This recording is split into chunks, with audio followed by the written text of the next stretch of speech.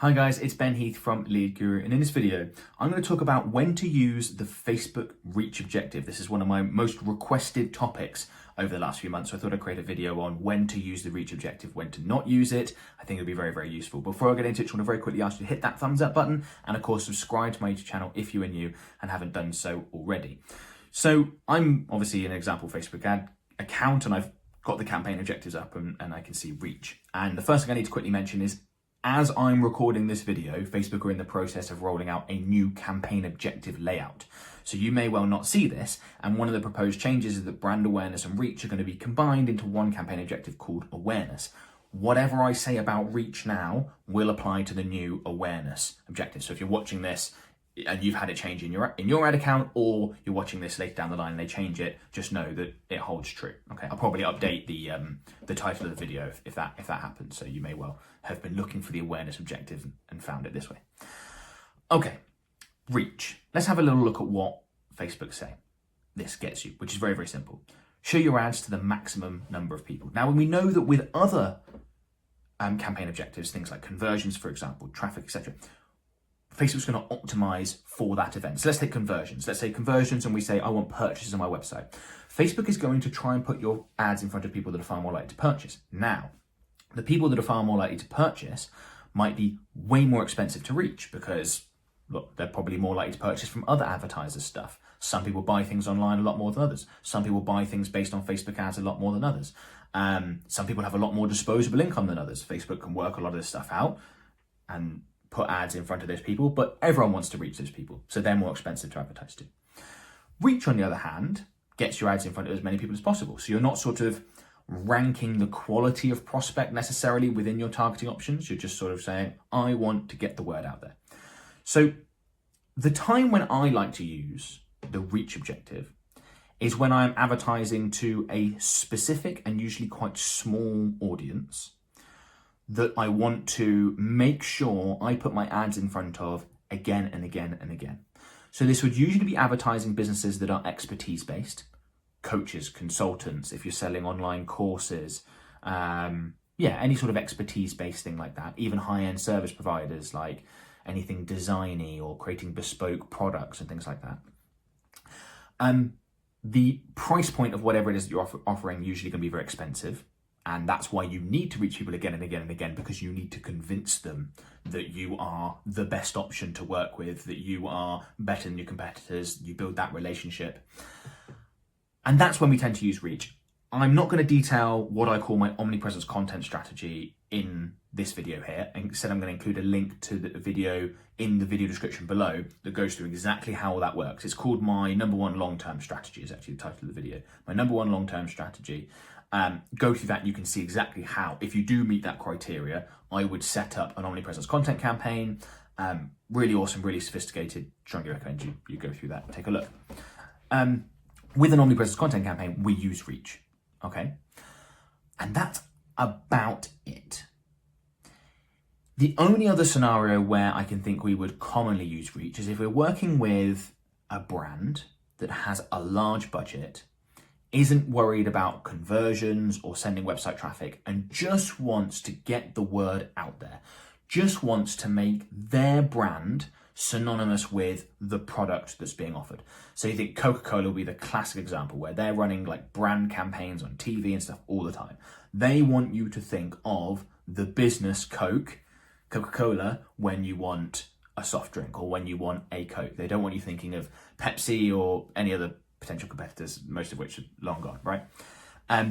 That's when you would look to do it. Okay, in this city, I want anyone who wants a whatever to think of my business when they think of it. That takes a really big budget, because you can't just get your ad in front of people once for them to do it. You've got to get in front again and again and again and again and again, with lots of different ads and over time and all that sort of stuff. That's the other time when we typically use reach. Other than that, we very rarely use the reach campaign objective. And actually, I could have titled this video when to not use the reach campaign objective, because I think there's lots of other scenarios where people do use it when they shouldn't. Classic case being retargeting. A lot of people will, let's say, have a conversions campaign for a cold audience, and then they will think, well, I'm retargeting only people that have visited my website, therefore, why don't I just use reach? I want to reach as many of them as possible. you'd be better off using conversions in your retargeting, with your retargeting as well. And the reason why is because with something like conversions, it's not just optimizing for the people within your audience to advertise to, although they are. So out of all your website visitors, Facebook might work out that half of them are likely to buy, half of them aren't, and just advertise to the half, or maybe even a smaller percentage than that. Okay, so that's, you miss out on that with reach. You don't get any of that optimization.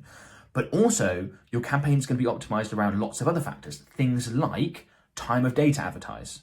Okay, if all the Facebook advertisers running conversion campaigns, let's say in the UK, are advertising, you know, a lot of their budget is spent in the evenings after people are home from work, and you're running a reach campaign, well, Facebook will go, aha, it's nice and cheap to advertise in the middle of the day or the middle of the night when we're avoiding all the other advertisers that are running conversion campaigns, because that's how this works, right? It's all on auction system. Therefore, it's cheaper to advertise then, therefore we can get them more reach, therefore we should be advertising this thing, this product or service at midday, or, you know, 11 a.m. or 2 a.m. even.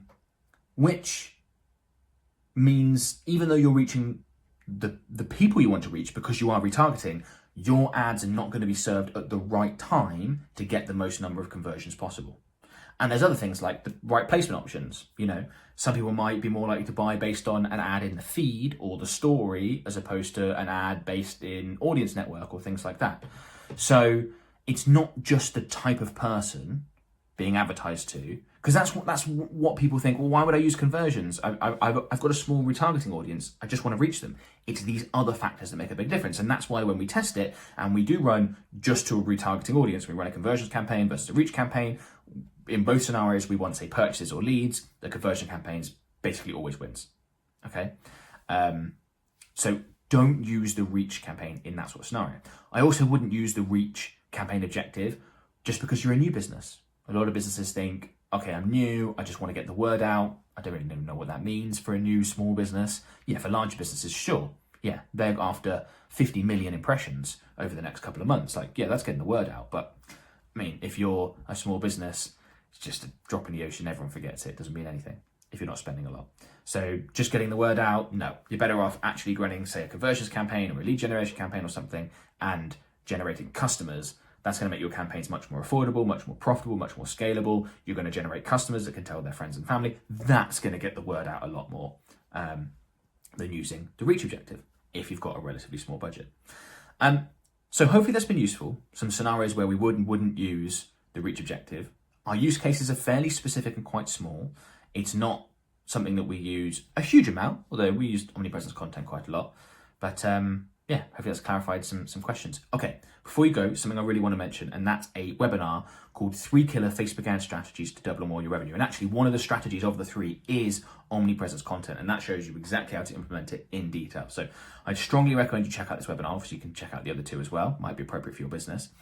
The link is in the video description below. It's completely free, 60, 70 minutes long. I think you'd be very, very glad that you did. It not only shows you how these sales funnels work, it also shows you which one you want to use depending on your products and services, which is absolutely vital. So go ahead and check that out.